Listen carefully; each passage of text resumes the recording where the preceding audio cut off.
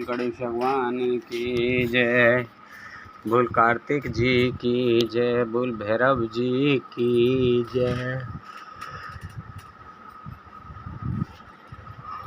बोल पार्वती माता की। 8वां अध्याय भैरव अवतार।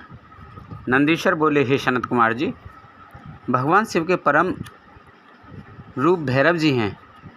एक समय की बात है, ब्रह्मा जी के सुमेरु पर्वत पर बैठकर ध्यान में मग्न थे। उसी समय देवता उनके पास आए और उन्हें हाथ जोड़कर नमस्कार करने लगे।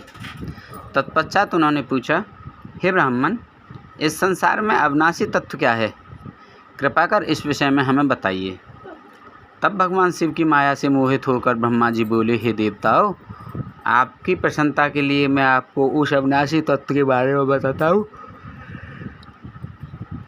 इस संसार में मुझसे बढ़कर कोई भी नहीं है। मेरे द्वारा ही ये संसार उत्पन्न हुआ है। मैं ही स्वयं भू अज ईश्वर अनादि भोक्ता ब्रह्मा और निरंजन आत्मा हूँ। मेरे कारण ही संसार प्रवृत्त और निवृत्त होता है। ब्रह्मा जी के इन वचनों को सुनकर वहीं बैठे भगवान श्री हरि विष्णु को बहुत बुरा लगा। तब श्री हरि ब्रह्मा जी को समझाते हुए बोले कि ब्राह्मण, तुम इस प्रकार अपनी स्वयं ही प्रशंसा ना करो, क्योंकि मेरी आज्ञा के फलस्वरूप ही तुम इस सृष्टि के रचयिता हो। इस प्रकार ब्रह्मा जी व श्री हरि आपस में लड़ाई करने लगे। दोनों ही अपने को बड़ा और दूसरों को निम्न समझ रहे थे। तब उन्होंने अपने को उच्च सिद्ध करने के लिए वेदों का स्मरण किया। फलस्वरूप चारों वेद वहाँ उपस्थित हो गए। जब ब्रह्मा जी और श्री हरि विष्णु ने उन चारों वेदों से अपनी श्रेष्ठता के संबंध में पूछा, तब सर्वप्रथम ऋग्वेद भगवान शिव का स्मरण करते हुए बोले, हे ब्राह्मण, हे श्री हरि, जिसके भीतर समस्त भूत निहित हैं तथा जिसके द्वारा सब कुछ प्रवृत्त होता है, जिन्हें इस संसार में परम तत्व कहा जाता है, वह एक भगवान शिव ही हैं। तब यजुर्वेद बोले कि उन परमेश्वर भगवान शिव की कृपा से ही वेदों की प्रामाणिकता भी सिद्ध होती है। उन्हीं भगवान शिव शंकर को संपूर्ण यज्ञों तथा योग में स्मरण किया जाता है। तत्पश्चात सामवेद बोले कि जो समस्त संसार के लोगों को भरमाता है और जिसकी खोज में सदा ऋषि मुनि लगे रहते हैं, जिनकी कांति से सारा विश्व प्रकाशमान होता है, वह त्रयंबक महादेव जी हैं। इस पर अर्थर्व बोल उठे, भक्ति से साक्षात्कार कराने वाले तथा समस्त दुखों का नाश करने वाले एकमात्र देव भगवान शिव ही हैं। वेदों द्वारा कहे गए इन वचनों को सुनकर ब्रह्मा और विष्णु बोले, ही वेदों, तुम्हारे वचनों में से सिर्फ तुम्हारी अज्ञानता ही झलकती है। भगवान शिव तो सदा नंगे रहते हैं, अपने शरीर पर भस्म धारण करते हैं। उनके सिर पर जटाजूट व गले में रुद्राक्ष हैं। वे सर्पों को भी धारण करते हैं। भला शिव को परम तत्व कैसे कहा जा सकता है? उन्हें परम ब्रह्म किस प्रकार माना जा सकता है? ब्रह्मा जी और श्री हरि विष्णु के इन वचनों को सुनकर हर जगह मूर्त और अमूर्त रूप में विद्यमान रहने वाले ओंकार बोले कि भगवान शिव शक्तिधारी हैं, वही परमेश्वर हैं तथा सबका कल्याण करने वाले हैं। वे महान लीलाधारी हैं और इस संसार में सब कुछ उनकी आज्ञा से ही होता है। ओंकार की बातें सुनकर भी ब्रह्मा जी और विष्णु जी की बुद्धि में ये बातें नहीं आईं और वे इसी प्रकार आपस में लड़ते रहे। उनका विवाद खत्म होने का नाम ही नहीं ले रहा था। तभी उन दोनों के बीच में एक विशाल ज्योति प्रकट हो गई। इस विशाल ज्योति का ना तो आरंभ था ना ही कोई अंत। उस अग्नि की ज्वाला में ब्रह्मा जी का 5वां मुख जलने लगा। उसी समय कल्याणकारी भगवान शिव वहाँ प्रकट हो गए। ब्रह्मा जी शिव जी से बोले, हे पुत्र, तुम मेरी शरण में आओ, मैं तुम्हारी रक्षा करूँगा। तुम मेरे सिर से ही प्रकट हुए हो। तुमने प्रकट होकर रोना आरंभ कर दिया था, इसी कारण मैंने तुम्हारा नाम रुद्र रखा था। ब्रह्मा जी के इस प्रकार के वचनों को सुनकर सर्वेश्वर भगवान शिव को भी क्रोध आ गया। उनके क्रोध से तत्काल ही एक पुरुष उत्पन्न हो गया। उसका नाम भैरव था। भगवान शिव ने उस पुरुष को आदेश देते हुए कहा, हे कालराज, तुम साक्षात काल के समान हो, इसलिए आज से तुम जगत में काल भैरव के नाम से विख्यात होंगे। तुम ब्रह्मा पर शासन करो और उनके गर्व को नष्ट करो तथा इस संसार का पालन करो। आज से मैं तुम्हें काशीपुरी का आधिपत्य प्रदान करता हूँ। वहाँ के पापियों को दंड देना तुम्हारा ही कार्य होगा। वहाँ के मनुष्यों द्वारा किए गए अच्छे बुरे कर्मों का लेखा चित्रगुप्त स्वयं लिखेंगे। भगवान शिव के इस आदेश को काल भैरव ने प्रसन्नतापूर्वक ग्रहण किया। तत्पश्चात उन्होंने अपनी बाईं उंगली के अग्रभाग से ब्रह्मा जी का 5वां सिर काट दिया। यह देखकर ब्रह्मा जी भयभीत होकर शतरुद्रीय का पाठ करने लगे। भगवान शिव की कृपा से दोनों के बीच का विवाद तुरंत समाप्त हो गया। उन्हें शिव जी का अपमान करने पर अत्यंत पछतावा होने लगा। भगवान शिव भक्तवत्सल हैं और अपने भक्तों का सदैव कल्याण करते हैं। उन्होंने ब्रह्मा जी और विष्णु जी को भी क्षमा करके उन्हें अभय प्रदान किया। तत्पश्चात भगवान शिव ने काल भैरव को आज्ञा प्रदान की कि वे सदा ब्रह्मा और विष्णु का आदर करें और पापियों को दंड प्रदान करें। 9वां अध्याय भैरव जी का अभिवादन। नंदीश्वर बोले, हे सनत कुमार जी, भगवान शिव का आशीर्वाद पाकर भैरव जी कालों के भी काल हुए। उन्होंने अपने प्रभु भगवान शिव की आज्ञा से कापालिक व्रत को धारण किया। काल भैरव हाथ में कपाल लेकर काशी नगरी की ओर चल दिए, परंतु ब्रह्म हत्या नामक कन्या उनके पीछे लग गई। एक दिन जब काल भैरव कापालिक वेश धारण करके भगवान नारायण के स्थान पर गए, तब त्रिनेत्रधारी भगवान शिव के भैरव रूप को आता हुआ देखकर सब देवताओं व ऋषि मुनियों ने हाथ जोड़कर उन्हें प्रणाम किया और उनकी स्तुति करने लगे। भगवान विष्णु ने अपनी प्रिया देवी लक्ष्मी से कहा, हे देवी, आज हम दोनों धन्य हो गए जो हमने भगवान शिव के काल भैरव रूप का दर्शन किया। इन्हीं ने इस पृथ्वी को धारण कर रखा है। यह भगवान शिव ही शरणागतों को शांति प्रदान करने वाले तथा सभी तत्वों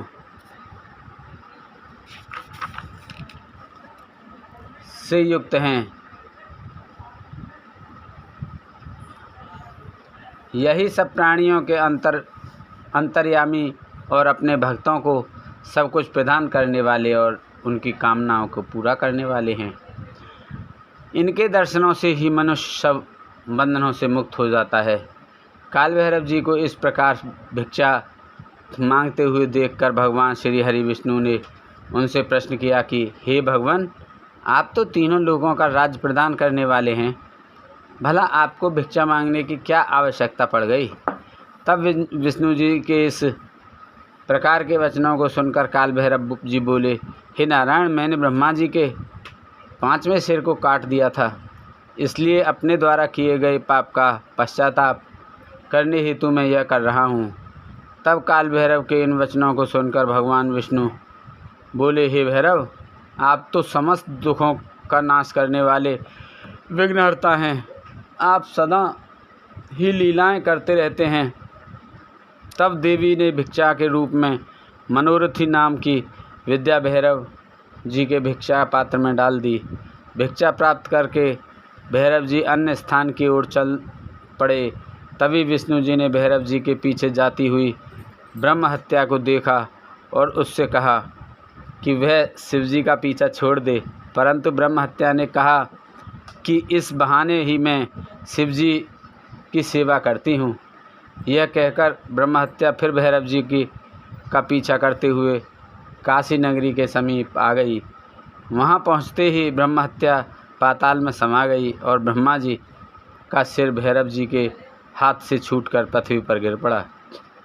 जिस स्थान पर काल भैरव जी के हाथ से ब्रह्मा जी का 5वां सिर गिरा था, वह स्थान कपाल मोचन तीर्थ के रूप में प्रसिद्ध हो गया। जब तक भैरव जी पूरी पृथ्वी का भ्रमण करके काशी नहीं पहुँचे, उनके हाथ में ब्रह्मा जी का सिर चिपका रहा और काशी पहुँचते ही वह छूट गया। इसलिए काशी नगरी को पाप नाशनी माना जाता है और यह सत्पुरुषों द्वारा सदा सेवनीय है। जो मनुष्य शुद्ध हृदय से कपाल मोचन भैरव जी का स्मरण करता है, उसके जन्म जन्मांतरों के पाप नष्ट हो जाते हैं। कपाल मोचन तीर्थ में जाकर विधि पूर्वक पिंडदान और देवपितृ तर्पण करने से मनुष्य ब्रह्म हत्या के पाप से भी छुटकारा पा लेता है। प्रतिदिन भैरव जी का दर्शन करने से मनुष्य के समस्त पापों का नाश हो जाता है। काशी में रहने वाला जो पुरुष कृष्ण जन्माष्टमी के दिन या मंगलवार को भैरव जी के दर्शन करता है, उसके सभी पाप नष्ट हो जाते हैं। 10वां अध्याय नरसिंह लीला वर्णन। नंदीश्वर बोले, हे प्रभु, शार्दूल नामक भगवान शिव के अवतार के बारे में मैं तुम्हें बताता हूँ। कल्याणकारी भगवान शिव ने एक बार अग्नि के समान जलते हुए सरव रूप को भी धारण किया था। वैसे तो भगवान शिव अपने भक्तों की रक्षा करने और उनका कल्याण करने हेतु अनेक अवतार धारण करते हैं, जिनकी गणना करना असंभव है। एक बार अपने द्वारपालों जय विजय को दिए गए शाप के कारण वे दोनों द्वितीय पुत्र कश्यप जी के पुत्रों के रूप में उत्पन्न हुए। पहला पुत्र हिरण्यकश्यप और दूसरा हिरण्याक्ष रूप में विख्यात हुआ। इन दोनों ने घोर तपस्या करके ब्रह्मा जी से वरदान प्राप्त कर लिया और पूरे संसार में उपद्रव करना आरंभ कर दिया। वे किसी से डरते नहीं थे और ऋषि मुनियों और देवताओं के शत्रु बनकर उन्हें सदैव नुकसान पहुंचाते थे। उन्होंने शोणित नगर को अपनी राजधानी बनाया था और तीनों लोकों पर विजय का लक्ष्य बनाकर निरंतर युद्ध में लगे हुए थे। वे बहुत पापी और दुराचारी हो गए थे। इस प्रकार उनके पाप दिन प्रतिदिन बढ़ते ही जा रहे थे। तब ब्रह्मा जी व सब देवताओं ने भगवान श्री हरि विष्णु से प्रार्थना की कि वे उन्हें हिरण्यकश्यप के अत्याचारों से मुक्त कराएं। हिरण्यकश्यप ने अपने पुत्र प्रहलाद को भी मारने का प्रयत्न किया, क्योंकि प्रहलाद भगवान विष्णु का परम भक्त था और अपने पिता हिरण्यकश्यप को भी सदा विष्णु जी की शरण में जाने की सलाह देता था। जबकि हिरण्यकश्यप अपने आगे किसी को कुछ नहीं समझता था, वह स्वयं को भगवान मानता था और अपनी प्रजा से अपनी पूजा करने के लिए कहता था। एक दिन हिरण्यकश्यप ने प्रहलाद को मार डालने के लिए उसे एक विशाल खंभे पर बांध दिया। भक्तवत्सल भगवान अपने भक्तों को कष्ट में देखकर सदा उनकी रक्षा करने के लिए आते हैं। भगवान विष्णु ने नरसिंह रूप धारण किया, जो कि आधा मनुष्य का था और आधा सिंह का, और उसी खंभे को फाड़कर प्रकट हो गए। उन्होंने देखते ही देखते युद्ध करने आए सभी दैत्यों का संहार कर दिया। तत्पश्चात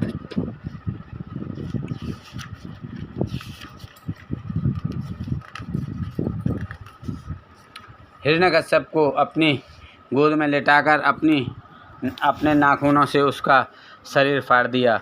हिरण्यकश्यप के मरते ही सब देवता आनंदित हो उठे, परंतु जब नरसिंह रूप धारण किए हुए भगवान विष्णु का क्रोध शांत नहीं हुआ तो सभी चिंतित हो गए।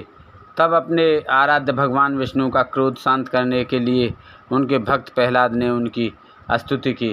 प्रहलाद की स्तुति से प्रसन्न होकर विष्णु जी ने उन्हें गले से लगा लिया, परंतु फिर भी उनके क्रोध को ज्वाला शांत नहीं हुई।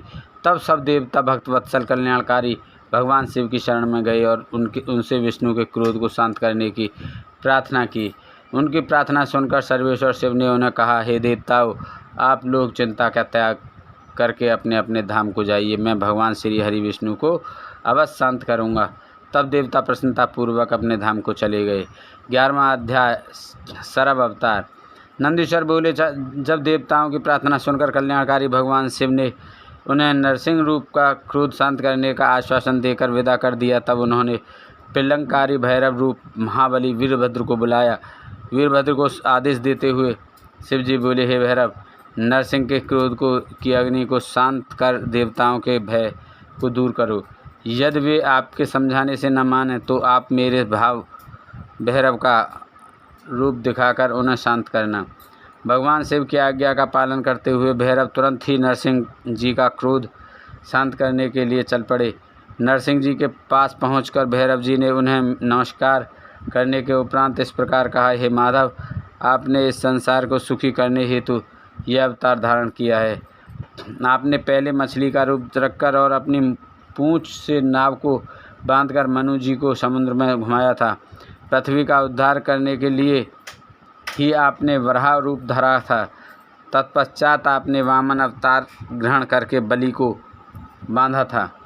अब आपने अपने भक्तों के कष्टों को दूर करने के लिए नरसिंह रूप धारण किया है। प्रभु, आप ही सबके दुखों का नाश करने वाले हैं। आपने जिस कार्य की सिद्धि हेतु नरसिंह रूप धारण किया था वह कार्य पूर्ण हो चुका है, इसलिए अब आप इस भयंकर रूप को त्याग दीजिए और पुनः अपना मनोहारी रूप धारण कर लीजिए। वीरभद्र के इन वचनों को सुनकर नरसिंह जी के क्रोध की ज्वाला और भड़क उठी और वे बोले, तुम यहाँ से तुरंत चले जाओ, वरना मैं इस पूरे संसार का संहार कर दूंगा। मेरे अंश से ही ब्रह्मा और इंद्र प्रकट हुए हैं, मैं ही सबका स्वामी हूँ। इस प्रकार विष्णु जी के कहे वचनों को सुनकर वीरभद्र को बहुत क्रोध आया। तब वे बोले, क्या आप संसार के संहर्ता भगवान शिव को भी नहीं जानते हैं? मैं उन्हीं की प्रेरणा से यहाँ आया हूँ। आप अहंकार का त्याग कीजिए, क्योंकि ना तो आप इस सृष्टि के सृजन करता हैं, न पोषण करता और ना ही संहार करता। उन्हीं परमेश्वर शिव की कृपा से आप अनेक अवतार धारण करते हैं। आपके कर्म रूपधारी का सिर भगवान शिव की अस्थिमाला की शोभा बढ़ा रहा है। आपके पुत्र ब्रह्मा का 5वां सिर भी मैंने काट लिया है। इससे संसार में हर तरफ भगवान शिव की ही शक्तियाँ फैली हुई हैं। उन भक्तवत्सल भगवान शिव की ही शक्ति से आप मोहित हो रहे हैं। हे नरसिंह, आप तत्काल ही अपने इस क्रोध और अहंकार को छोड़कर पुनः अपने शांत रूप में आ जाएं, अन्यथा भगवान शिव की आज्ञा से यहाँ पधारे मुझ भैरव रूपी क्रोधी का वज्र आप पर पड़ेगा, जिससे आप तत्काल मृत्यु को प्राप्त हो जाएंगे। 12वां अध्याय शिव द्वारा नरसिंह के शरीर को कैलाश ले जाना। सनत कुमार जी बोले, नंदीश्वर जी, भगवान शिव के अवतार काल भैरव ने जब क्रोधित होकर नरसिंह रूप धारण किए विष्णु जी को इस प्रकार क्रोध से फटकारा, तब आगे क्या हुआ? क्या उन्होंने भैरव जी की आज्ञा का पालन किया या फिर क्रोधित काल भैरव ने श्री विष्णु जी के नरसिंह रूप का संहार कर दिया? नंदी, आप जल्दी से मेरी इस जिज्ञासा को शांत करिए। महामुनि सनत कुमार जी के इन वचनों को सुनकर नंदीश्वर बोले, भैरव जी के वीरभद्र रूप के इन वचनों को सुनकर नरसिंह जी, जो कि पहले से क्रोध से भरे हुए थे, और अधिक क्रोधित होकर वीरभद्र पर झपट पड़े। तब वीरभद्र ने उन्हें अपनी भुजाओं में कसकर पकड़ लिया। वीरभद्र के इस प्रकार पकड़ने से नरसिंह जी अत्यंत व्याकुल हो उठे। तत्पश्चात वीरभद्र ने उन्हें इसी प्रकार कसकर पकड़े रखा और उन्हें लेकर उड़ गए। वे उन्हें उड़ाकर परम पावन शिवधाम ले गए और ले जाकर शिवजी के वाहन वृषभ के नीचे पटक दिया। इस प्रकार जोर से नीचे फेंक दिया जाने पर नरसिंह रूपी भगवान श्री हरि विष्णु व्याकुल हो उठे। यह देखकर सभी देवता और ऋषि मुनि देवादिदेव भगवान शिव की स्तुति करने लगे। भगवान शिव की माया से ग्रसित होकर भगवान श्री हरि विष्णु का शरीर भय से कांपने लगा। भयभीत होकर विष्णु जी नरसिंह अवतार में त्रिलोकीनाथ भगवान शिव की स्तुति करने लगे। वे प्रभु के सामने नतमस्तक होकर खड़े हो गए। नरसिंह भगवान परमेश्वर शिव से परास्त हो गए, उनकी शक्तियाँ क्षीण हो गईं। वीरभद्र भैरव ने नरसिंह की सभी शक्तियों पर अपना अधिकार स्थापित कर लिया। सभी देवता हाथ जोड़कर कल्याणकारी भगवान शिव के यश का गान करने लगे। तब देवताओं द्वारा की गई स्तुति से प्रसन्न होकर महेश्वर शिव बोले, हे देवताओं, अब आपको घबराने अथवा भयभीत होने की कोई आवश्यकता नहीं है। वीरभद्र भैरव द्वारा इस प्रकार विष्णु जी के नरसिंह रूप को पराजित करना एक लीला मात्र है। इससे भगवान श्री हरि विष्णु की महत्ता पर कोई प्रभाव नहीं पड़ेगा। मेरे सभी भक्त मेरे साथ साथ विष्णु जी की भी आराधना किया करेंगे। यह कहकर भगवान शिव नरसिंह जी के शरीर को अपने साथ लेकर कैलाश पर्वत पर चले गए। तब भगवान शिव ने अपनी मुंडमाला में नरसिंह का मुख भी शामिल कर लिया।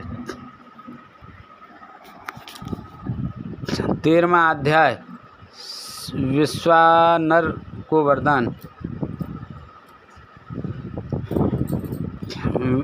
13वां अध्याय विश्वानर को वरदान।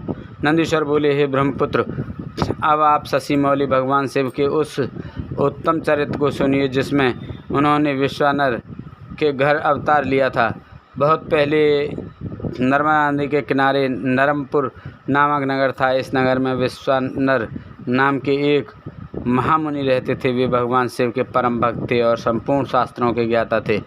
उनका विवाह सुचिस्मती नामक ब्राह्मण कन्या से हुआ था। वह ब्राह्मण पत्नी अत्यंत पतिव्रता थी और अपने पति विश्वानर की बहुत सेवा करती थी। उसकी इस प्रकार सच्चे हृदय से की गई निष्काम सेवा से प्रसन्न होकर महामुनि विश्वानर उसे वरदान देना चाहते थे। उन्होंने अपनी पत्नी से कहा कि मैं तुम्हारी इस उत्तम सेवा से बहुत प्रसन्न हूँ, तो मैं वर देना चाहता हूँ।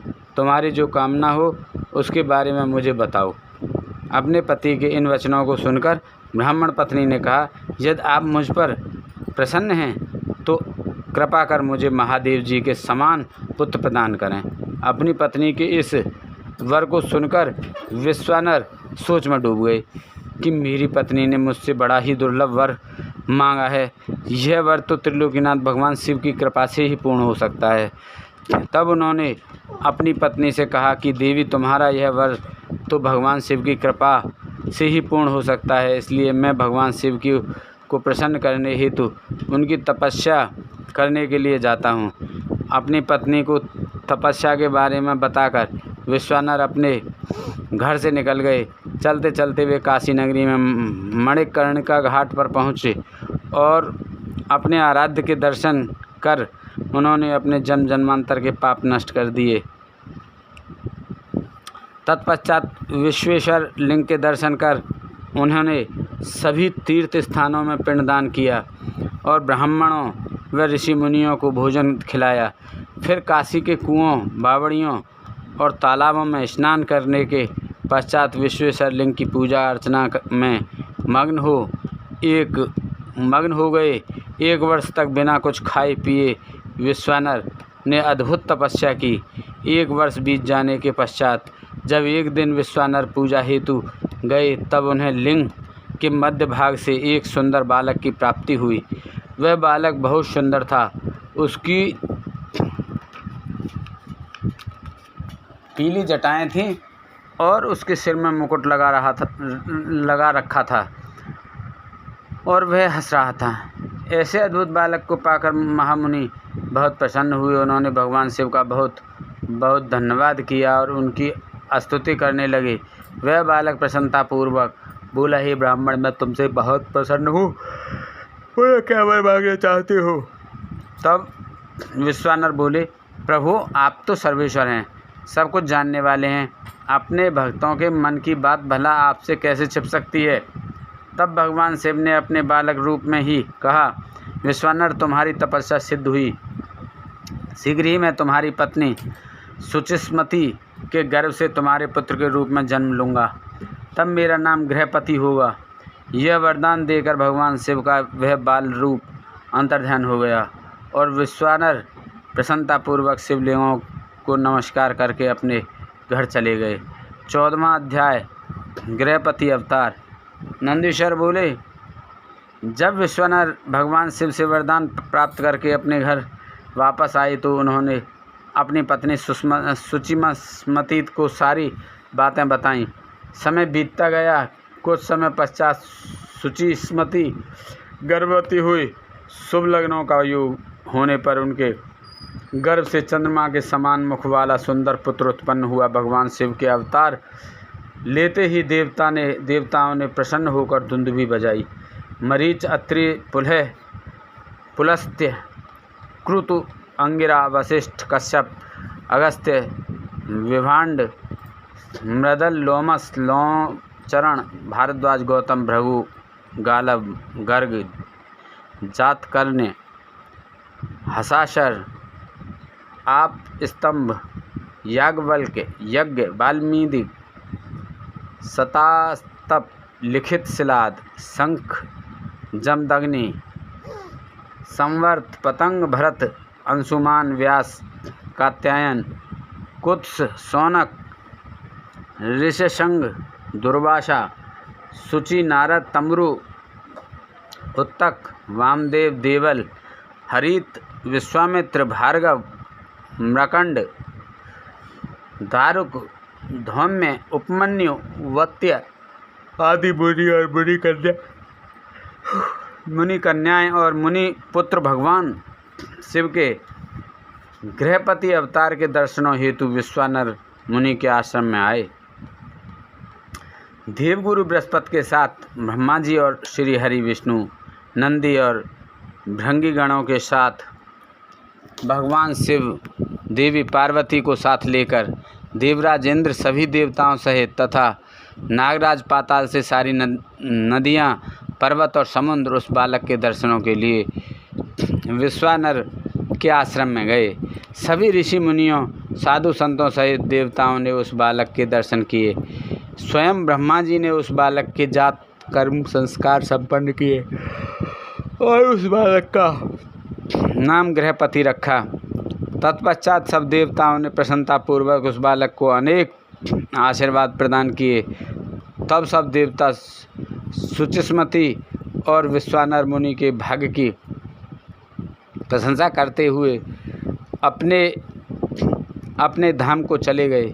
मुनि विश्वानर और उनकी पत्नी उस बालक का लालन पालन करने लगे तथा समय समय पर होने वाले संस्कार संपन्न करने लगे। गृहपति जब 5 वर्ष का हो गया तब उन्होंने उसका यज्ञोपवीत कराया। बालक गृहपति जिज्ञासु प्रवृत्ति का था। उसने अतिशीघ्र ही अपने पिता से सब वेदों का ज्ञान प्राप्त कर लिया। जब बालक 9 वर्ष का हुआ तो देव ऋषि नारद उसके घर पधारे। मुनि विश्वानर ने उनसे अपने पुत्र के भाग्य के विषय में जानना चाहा। तब नारद जी बोले, मुनि, आपका पुत्र बड़ा भाग्यवान और वैभवशाली है, परंतु 12 वर्ष का होने पर इसे अग्नि और बिजली से खतरा उत्पन्न हो सकता है। इसलिए आपको अपने पुत्र को अग्नि और बिजली के करीब नहीं जाने देना चाहिए। ऐसे वचन कहकर देव ऋषि नारद उस बालक को अपना आशीर्वाद देकर वहाँ से चले गए। 15वां अध्याय, गृहपति को शिवजी से वर प्राप्ति। नंदीश्वर बोले, हे महामुनि, जब इस प्रकार की बातें बताकर देव ऋषि नारद वहाँ से चले गए तब अनेक वचनों से देवी सुचिस्मती और विश्वानर को बहुत दुख पहुँचा और वे दोनों बड़े जोर जोर से रोने लगे। शोक में रोते हुए वे दोनों मूर्छित हो गए। फिर पहले तो मुनि विश्वानर ने अपने को संभाला और फिर अपनी पत्नी को समझाते हुए बोले, देवी, इस प्रकार रोकर कुछ भी नहीं होगा, इसलिए तुम इस प्रकार रोना बंद करो। फिर वे दोनों अपने पुत्र गृहपति को ढूंढने लगे। उस समय जहाँ उनका पुत्र घर से बाहर था, जब वह वापस आया तो अपने माता पिता को इस प्रकार रोता हुआ देखकर उनसे पूछने लगा कि आप इस प्रकार क्यों रो रहे हैं। अपने पुत्र के इस प्रश्न को सुनकर देवी सुचिस्मती ने गृहपति को अपने गले से लगा लिया और रोते हुए ही उसने नारद जी द्वारा कही गई बातें कह दी। यह सुनकर गृहपति तनिक भी विचलित नहीं हुआ और अपने माता पिता को समझाने लगा कि आप इस प्रकार दुखी ना हों। मैं मृत्यु विजयी शिव मंत्र को जप कर मृत्यु से अपनी रक्षा कर लूँगा। अपने पुत्र की साहसपूर्ण बातें सुनकर माता पिता दोनों बहुत प्रसन्न हुए और बोले कि मृत्युंजय भगवान शिव की आराधना करने से अवश्य ही सारे विघ्न दूर हो जाते हैं, अतः तुम उनकी शरण में जाओ, वे तुम्हारा कल्याण करेंगे। अपने माता पिता से आशीर्वाद लेकर बालक गृहपति काशी चला गया। वहाँ उसने स्नान करने के पश्चात शिवलिंग के दर्शन किए। विश्वेश्वर लिंग का दर्शन करने के पश्चात उसे बहुत प्रसन्नता हुई और वह अपने को भाग्यशाली मानने लगा कि उसे प्रभु के दर्शन हो गए। तब उसने वहीं एक शिवलिंग स्थापित किया। वह प्रतिदिन उस लिंग को 108 घड़ों में गंगा जल भरकर स्नान कराता था और फिर विधि पूर्वक उनकी आराधना करता था। उसका मन सदा ही शिव चरणों का स्मरण करता रहता था। धीरे धीरे समय बीतता गया। गृहपति ने 12वें वर्ष में प्रवेश किया। नारद जी की वाणी को सिद्ध करते हुए देवराज इंद्र गृहपति के सामने प्रकट हुए। इंद्र ने कहा कि बालक मांगो, क्या मांगते हो।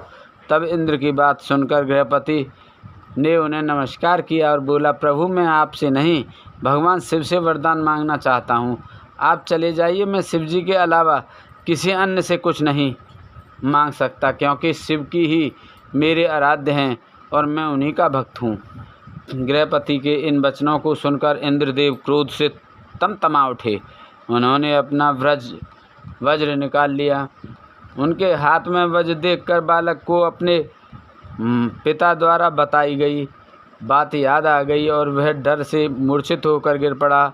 यह देखकर भक्तवत्सल भगवान शिव देवी पार्वती सहित तुरंत वहां प्रकट हो गए। जैसे ही उन्होंने गृहपति को छुआ, वह उठ खड़ा हुआ। अपने सामने साक्षात भगवान शिव और माता पार्वती को पाकर वह रोमांचित हो उठा। उनका रूप करोड़ों सूर्य के समान प्रकाशित हो रहा था। इस अद्भुत रूप को देखकर गृहपति मंत्रमुग्ध हो गया और दोनों हाथ जोड़कर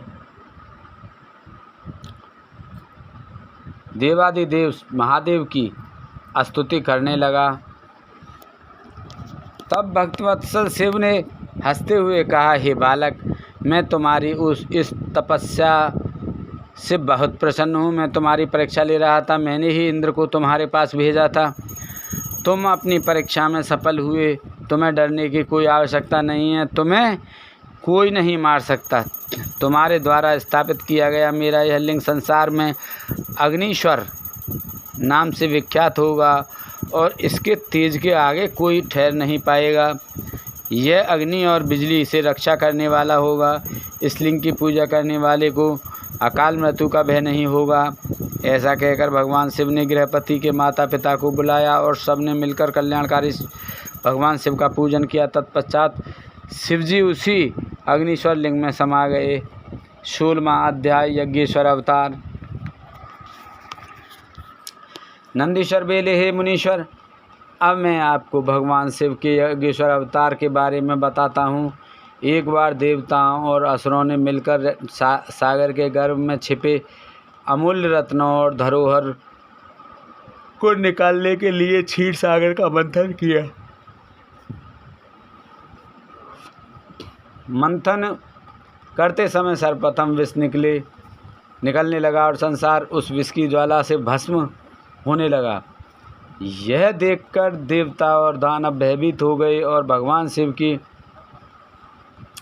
स्तुति करने लगे। भगवान शिव सदा ही अपने भक्तों की रक्षा और कल्याण करते हैं। उन्होंने अपने भक्तों का दुख दूर करने के लिए उस विष को पी लिया। विष पीने के कारण उनका गला नीला रंग का हो गया और वे नीलकंठ नाम से प्रख्यात हुए। तत्पश्चात देवता और दानव नए उत्साह और जोश के साथ दोबारा समुद्र मंथन करने लगे, जिससे अनेकों बहुमूल्य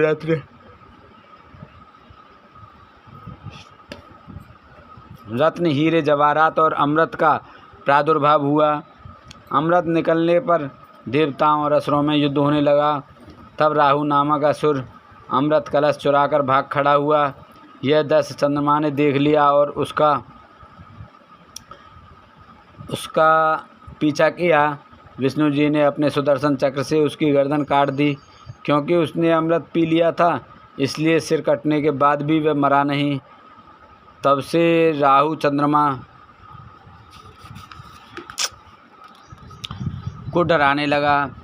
भगवान शिव ने चंद्रमा की रक्षा करने के लिए उसे अपने सिर पर धारण कर लिया। देवताओं ने असुरों से अमृत कलश छीन लिया और अमृत पान कर लिया। अब उन्हें अपने पर अभिमान होने लगा और वे अपने बल की प्रशंसा करने लगे। जब इस बात का ज्ञान त्रिलोकीनाथ भगवान शिव को हुआ कि देवता मदाद हो गए हैं, तब उन्होंने देवताओं को होश में लाने के लिए अपने मन में निश्चय किया। भगवान शिव यक्ष का रूप रखकर देवताओं के पास पहुँचे। देवता उनसे अपने बल की प्रशंसा करने लगे। देवताओं की गर्वपूर्ण बातों को सुनकर यक्ष रूप धारण किए। भगवान शिव बोले, हे देवताओं, तुम्हारा यह अभिमान और गर्व झूठा है। सच्चाई यह है कि तुम्हारा निर्माण करने वाला स्वामी कोई और है। तुम गर्व में भरकर उसे भूल गए हो। तुम में अहंकार और अभिमान आ गया है। अभी मैं तुम्हारी बल की परीक्षा लेता हूँ। यह कहकर उन्होंने एक तिनका धरती पर रखा और कहा कि हे बलशाली देवताओं, आपने पराक्रम और बल में अपने अस्त्रों का प्रयोग करके इसे काट दो। तब सब देवता अपने बल और पराक्रम को सिद्ध करने के लिए उस तिनके पर प्रहार करने लगे, परंतु सबके अस्त्र शस्त्र व्यर्थ हो गए। वे उस तिनके को कुछ भी ना कर सके। वह तिनका अपने स्थान से जरा सा भी नहीं हिला। यह देखकर सब देवताओं को बहुत आश्चर्य हुआ। देवता आश्चर्यचकित होकर एक दूसरे को देख ही रहे थे कि आकाशवाणी हुई। आकाशवाणी बोली, देवताओं, यक्ष के रूप में ये कोई और नहीं, स्वयं भगवान शिव हैं, जो सबके परमेश्वर, रचनाकर्ता, पालनकर्ता तथा विनाश करता हैं। आकाशवाणी सुनकर सब देवताओं को अपनी भूल का एहसास हो गया और वे यज्ञेश्वर भगवान शिव की प्रणाम करके उनकी स्तुति करने लगे। शिवजी ने यज्ञेश्वर रूप रखकर देवताओं का घमंड दूर कर दिया। फिर सबको आशीर्वाद देकर वहाँ से अंतर्ध्यान हो गए।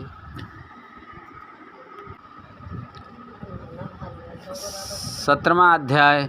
शिव दशावतार। नंदीश्वर बोले, हे महामुने, अब मैं आपको त्रिलोकीनाथ भगवान शिव के दशावतारों के बारे में बताता हूँ।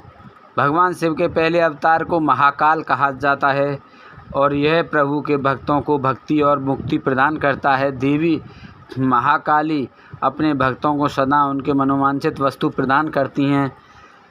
तारा नामक दूसरा अवतार सेवकों को सुख और भक्ति मुक्ति देता है। भील नामक तीसरा भुवनेश अवतार भुवनेश नामक भील शक्ति का है। चौथा षोडश विद्वेश की षोडश शक्ति का है, जो महादेव जी के परम भक्तों को सुख प्रदान करने वाला है। पांचवा भैरव की गिरजा नामक भैरवी शक्ति है, जो उपासना करने वालों की सभी कामनाएं पूरी करती है। छठी छिन्नमस्ता नामक शक्ति भक्तों के मनोरथों को पूरा कर उन्हें शांति प्रदान करती है। भगवान शिव शंकर का सातवां अवतार धूम्रवान है, जिससे धूम्रवती शक्ति फल देने वाली हुई। आठवें अवतार रूप का नाम बगला है और बगलामुखी शक्ति का महा आनंद देने वाली और भक्तों का कल्याण करने वाली है। शिवजी का नवां अवतार मातंग नाम से हुआ एवं जिससे मातंग शक्ति उत्पन्न हुई। देवादिदेव भगवान शिव के 10वें अवतार के रूप में कमल का प्रादुर्भाव हुआ, जिससे कमला नामक शक्ति उत्पन्न हुई। यह शक्ति अपने भक्तों का पालन करने वाली तथा अभीष्ट फल प्रदान करने वाली है। त्रिलोकीनाथ कल्याणकारी भगवान शिव द्वारा लिए गए ये 10 अवतार सज्जन पुरुषों एवं उनके परम भक्तों को सदा सुख प्रदान करने वाले हैं। भक्तवत्सल भगवान शिव इन अवतारों द्वारा अपनी भक्ति में लीन रहने वालों को अपनी सच्ची भक्ति और मुक्ति प्रदान करते हैं। देवादिदेव महादेव जी द्वारा धारण किए गए ये 10 अवतार तंत्र शास्त्र से संबंधित हैं। ये 10 अवतार अद्भुत हैं एवं इनकी महिमा दिव्य है। भगवान शिव की ये 10 शक्तियाँ शत्रु को मारने के कार्य में प्रयुक्त होती हैं। ये 10 दिव्य शक्तियाँ दुष्टों को दंड देती हैं और ब्रह्म तेज में वृद्धि करती हैं। 18वां अध्याय एकादश रुद्रों की उत्पत्ति। नंदीश्वर बोले, हे मुने, अभी मैंने आपको कल्याणकारी भगवान शिव के 10 अवतारों के बारे में बताया। अब मैं उन्हीं शिव जी के 11 अवतारों के बारे में बताता हूँ। इन्हें सुनने से असत्य के दोषों से उत्पन्न होने वाले बाधा दूर हो जाती हैं। पूर्व समय में एक बार देवराज इंद्र अपनी नगरी माँ अमरावती को छोड़कर चले गए। यह देखकर उनके पिता कश्यप ऋषि को बहुत दुख पहुँचा।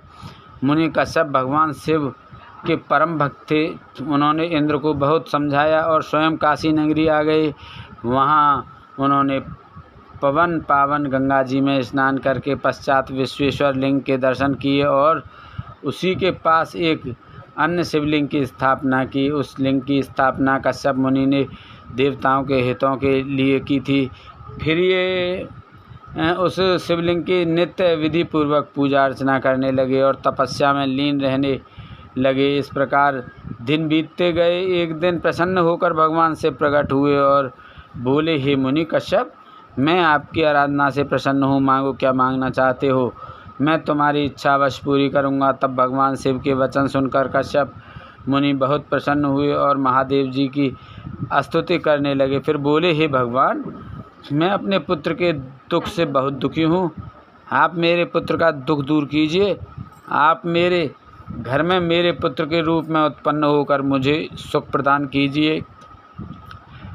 कश्यप मुनि के वर को सुनकर शिव जी ने तथास्तु कहा और वहाँ से अंतर्ध्यान हो गए। तब कश्यप मुनि भी प्रसन्नतापूर्वक अपने घर वापस आ गए। उन्होंने सब देवताओं को अपने वरदान के बारे में बताया, जिसे जानकर सब देवता बहुत प्रसन्न हुए। भगवान शिव अपने द्वारा दिए गए वरदान के फलस्वरूप कश्यप मुनि के यहाँ उनके पुत्र के रूप में जन्मे। कश्यप मुनि ने प्यार से उनका नाम सुरभि रखा।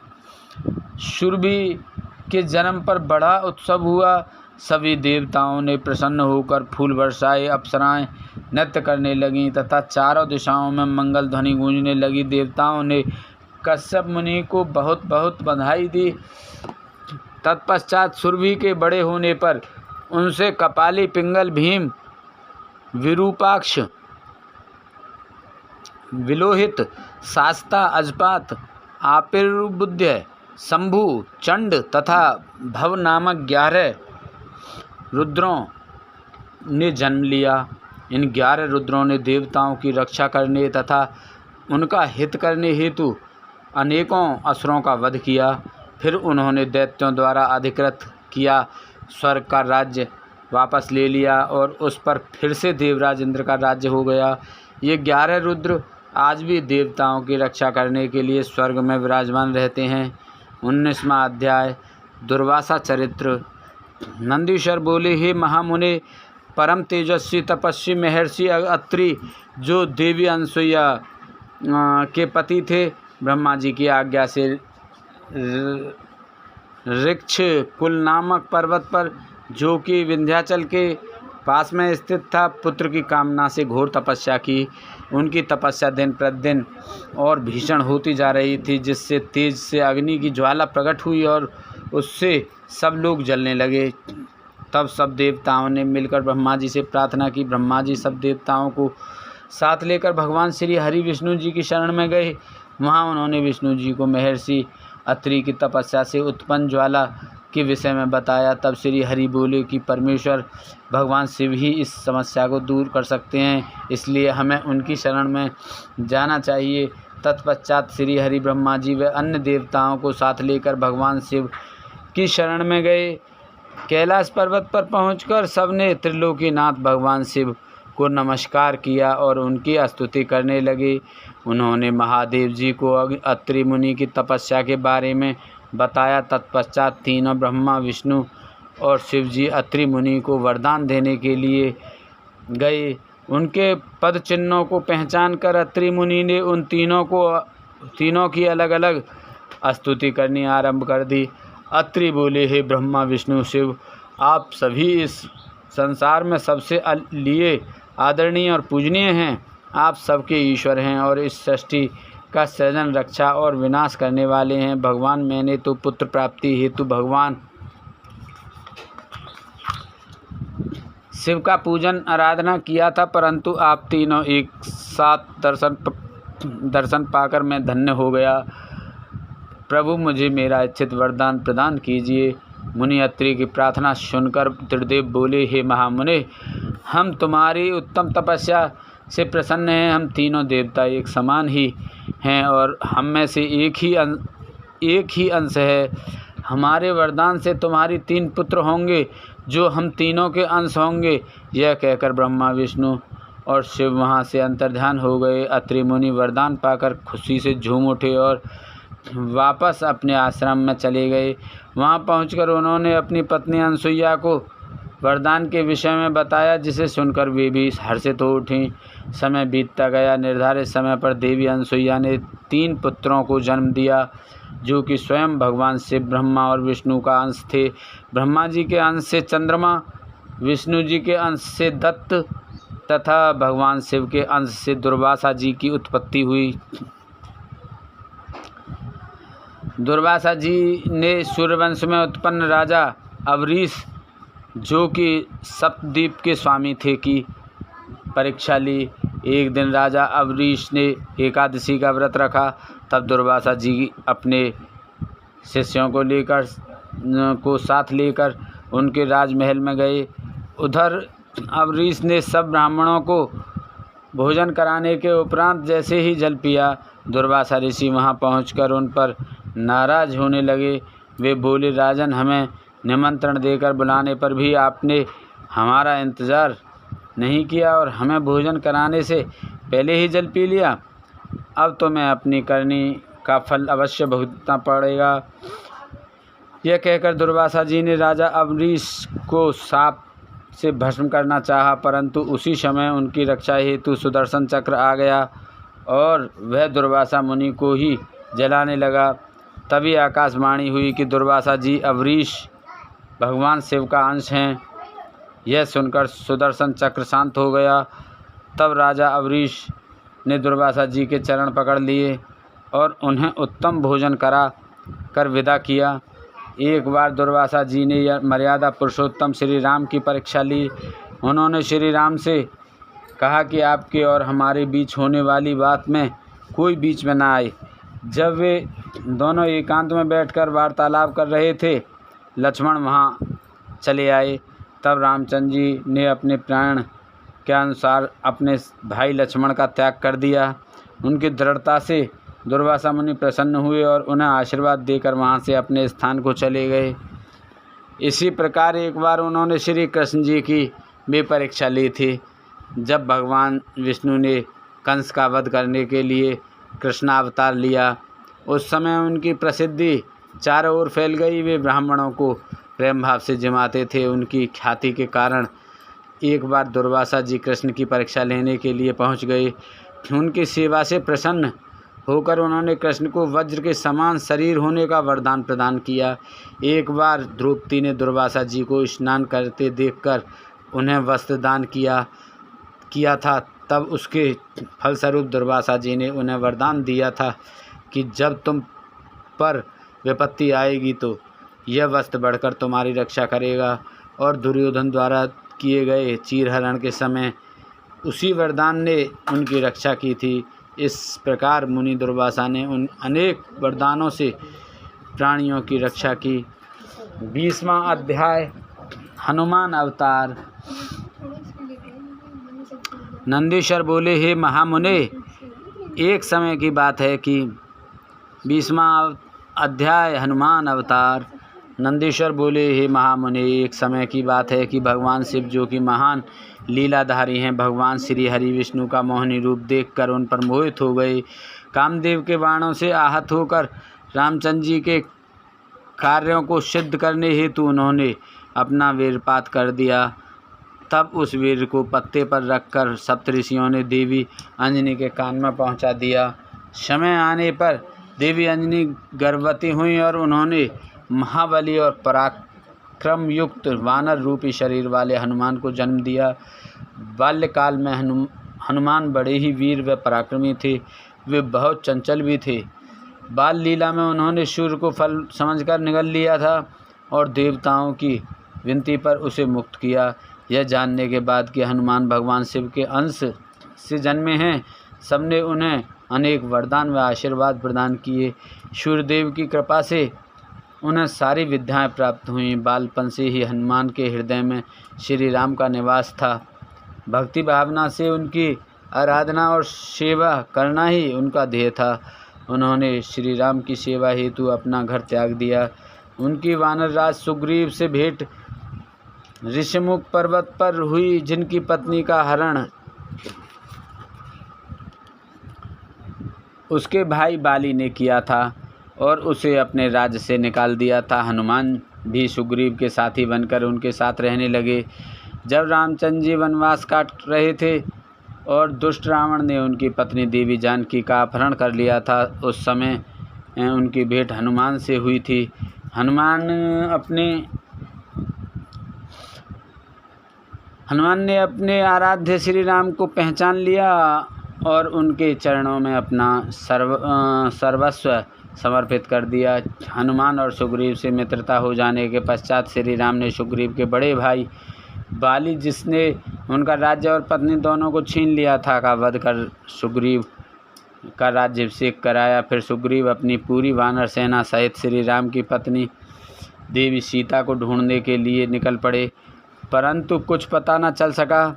तब स्वयं हनुमान ने माता सीता की खोज शुरू की तथा समुद्र पार लंका जाकर उन्हें खोज निकाला और उनके आराध्य प्रभु राम का संदेश उन तक पहुंचाया। अपने स्वामी का समाचार पाकर देवी सीता बहुत प्रसन्न हुई। उनका सारा शोक पल भर में दूर हो गया। माता सीता को राम जी का संदेश देकर हनुमान ने राक्षसों को सबक सिखाना शुरू किया। उन्होंने सारी अशोक वाटिका को नष्ट कर दिया, सारे वृक्षों को उखाड़ कर फेंक दिया। जब रावण के सैनिकों ने उन्हें देख लिया तो रावण के सामने जाने हेतु उन्होंने अपने को कैद करा दिया। बंधन में बांधकर उन्हें रावण के सामने ले जाया गया। तब राक्षस राज ने वानर रूपी हनुमान की पूंछ में आग लगाने का दंड दिया। जब उनकी पूंछ में आग लगा दी गई तो उन्होंने पूरी लंका उससे जला दी। फिर समुद्र में कूदकर अपनी पूंछ की आग बुझाई। फिर रामचंद्र जी को उनकी प्रिया की निशानी दी। अपनी पत्नी का समाचार पाकर श्री राम बहुत प्रसन्न हुए और उन्होंने वानरों की सेना को साथ लेकर लंका पर चढ़ाई कर दी। सर्वप्रथम उन्होंने शिवलिंग की स्थापना कर उसका पूजन किया, फिर समुद्र पार लंका की ओर प्रस्थान किया। हनुमान ने इस युद्ध में बहुत वीरता का परिचय दिया। उन्होंने हजारों असुरों को मार डाला। युद्ध में जब लक्ष्मण घायल होकर मूर्छित हो गए, तब उनकी प्राण रक्षा हेतु हनुमान संजीवनी बूटी लेकर आए और उन्हें जीवन प्रदान किया। हनुमान ने अहिरावण का वध करके भी राम लक्ष्मण की रक्षा की थी। हनुमान में भगवान शिव का अंश था और उन्होंने पग पग पर श्री राम की रक्षा एवं सहयोग देकर उनके कार्यों को सिद्ध किया। 21वां अध्याय महेश अवतार वर्णन। नंदीश्वर बोले, हे महामुनि, एक समय भगवान शिव और देवी पार्वती प्रसन्नतापूर्वक अपनी इच्छा से विहार कर रहे थे।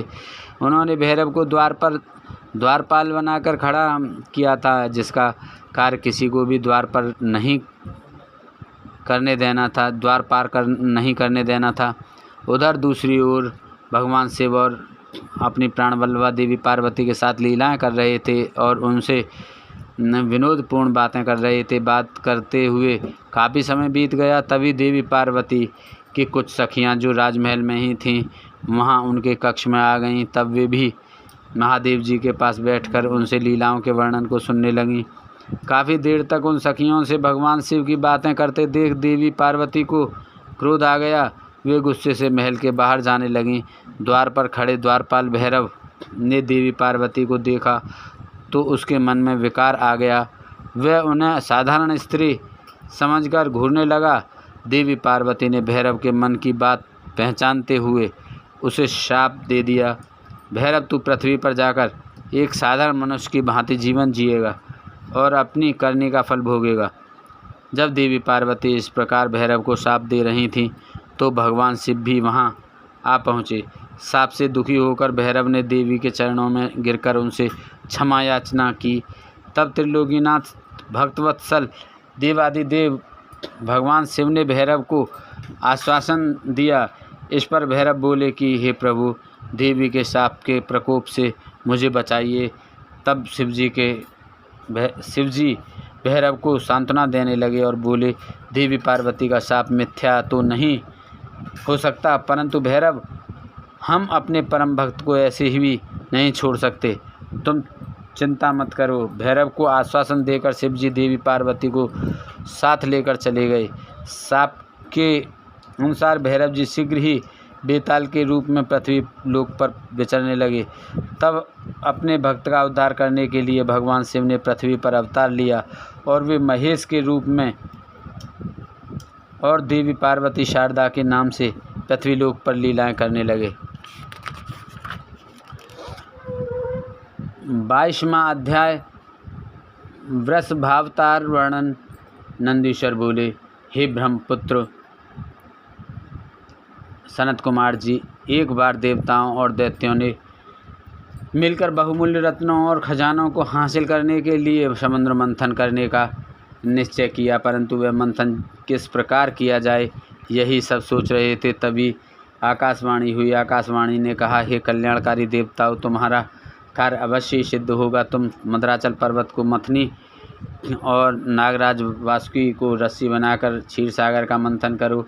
आकाशवाणी सुनकर देवता और दानव उत्साहित होकर मद्राचल पर्वत को उखाड़ने लगे। अपनी इस कार्य में वे सफल भी हो गए, परंतु जब वे मद्राचल को मथानी बनाने के लिए क्षीर सागर में डालने लगे तो अत्यंत भारी होने के कारण वह उनके ऊपर गिर पड़ा।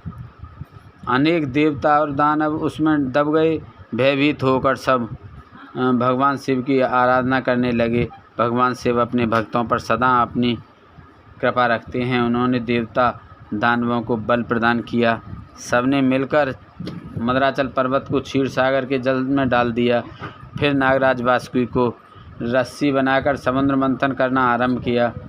समुद्र मंथन के फलस्वरूप धन्वंतरी, वैद्य, चंद्रमा, पारिजात, कल्पवृक्ष, उच्चैश्रवा, घोड़ा, ऐरावत हाथी, मदरा, हरि का धनुष, शंख, कामधेनु, कौस्तुभ, ब्रह्मणी, अमृत तथा कालकूट विष आदि वस्तुएं निकलीं। साथ ही परम सुंदर मनोहर रूप एवं धन वैभव की स्वामिनी देवी लक्ष्मी भी निकलीं। भगवान श्री हरि विष्णु ने देवी लक्ष्मी, शंख, कौस्तुभ, मणि तथा गदा को ग्रहण किया। सूर्यदेव ने उच्चैश्रवा नामक घोड़े को लिया। इंद्रदेव ने पारिजात, कल्पवृक्ष और ऐरावत हाथी से देवलोक की शोभा बढ़ाई। त्रिलोकीनाथ भक्तवत्सल भगवान शिव ने देवताओं और असुरों सहित पूरे संसार की रक्षा हेतु मंथन से निकला कालकूट विष पिया और नीलकंठ नाम से प्रसिद्ध हुए। उन्होंने चंद्रमा की रक्षा हेतु उसे अपने सिर पर धारण किया। असुरों ने रमण कराने वाली मदरा को लिया तो मनुष्यों ने धन्वंतरी वैद्य को ग्रहण किया। मुनिजनों ने कामधेनु को ग्रहण किया। तत्पश्चात सबसे अंत में निकले अमृत कलश को देखकर सब उसे लेने के लिए झपटे। देवता और असुर दोनों ही अमृत पीना चाहते थे। असुरों ने देवताओं से अमृत छीन लिया। दुखी देवता भगवान शिव की शरण में गए। तब अपने भक्तों के दुख को जानकर शिव ने श्री हरि विष्णु को मोहिनी रूप धारण कर अपनी माया से अमृत कलश असुरों से लाने के लिए कहा। विष्णु जी की माया से मोहित होकर दैत्यों ने उन्हें अमृत कलश दे दिया। तब विष्णु जी ने देवताओं को ही अमृत पान कराया। यह देखकर दैत्यों को सारी माया समझ आ गई। फिर वे बलपूर्वक अमृत पाने के लिए युद्ध करने लगे। घोर युद्ध हुआ। भगवान शिव और विष्णु जी की कृपा से देवता विजयी हुए और असुरों को विष्णु जी ने पाताल लोक जाने का आदेश दिया। वे स्वयं असुरों को पाताल ले गए, परंतु दैत्यों ने अपनी चालाकी और माया से उन्हें वहीं बंदी बना लिया और स्वयं उपद्रव करने लगे। जब देवताओं को असुरों ने प्रताड़ित करना आरंभ कर दिया, तब वे परेशान होकर ब्रह्मा जी के पास पहुँचे और उन्हें अपनी व्यवस्था कथा सुनाई। फिर ब्रह्मा जी देवराज इंद्र सहित अन्य देवताओं को अपने साथ लेकर त्रिलोकीनाथ देवादिदेव भगवान शिव के पास गए। वहां पहुंचकर उन्होंने शिव जी को प्रणाम किया और स्तुति आरंभ कर दी। तत्पश्चात उन्होंने शिव जी से कहा, हे भगवान, असुरों ने हमें परेशान कर रखा है। उन्होंने भगवान श्री हरि विष्णु को भी बंदी बनाकर पाताल में कैद कर लिया है। अतः प्रभु, आप उन्हें मुक्त कराएं और हमारी रक्षा करें। देवताओं की प्रार्थना सुनकर भगवान शिव ने उन्हें रक्षा का आश्वासन देकर विदा किया और स्वयं देवताओं के कल्याण हेतु वृषभावतार धारण किया।